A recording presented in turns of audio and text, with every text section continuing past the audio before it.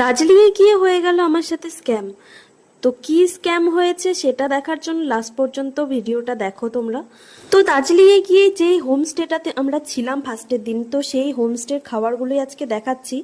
তো ফার্স্টে আমি নিয়ে নিয়েছিলাম ভাত, তার সাথে ছিল ডাল, পাঁপড় ভাজা, আর ছিল ডিমের কষা বা ডিমের ঝোল যাই বলো, সাথে আরও ছিল স্যালাড। আর প্রত্যেকটা রান্নাই কি বলো তো একদম অসাধারণ হয়েছিল। তোমাদেরকে জাস্ট আমি মুখে বলে বিশ্বাস করাতে পারবো না, যতক্ষণ না তুমি সেই হোমস্টেটাতে গিয়ে থাকছো বা খাচ্ছো ততক্ষণ পর্যন্ত হয়তো তুমি আমার কথাগুলো বিশ্বাস করবে না।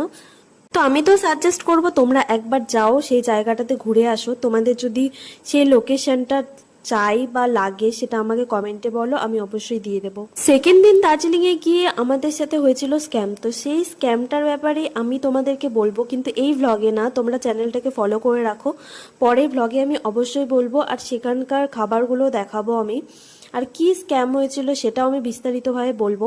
আজকে এই ছোট ভিডিওতে আমার বলার পসিবল হচ্ছে না, কিন্তু নেক্সট ভিডিওতে আমি অবশ্যই বলবো। তো আজকের জন্য টাটা।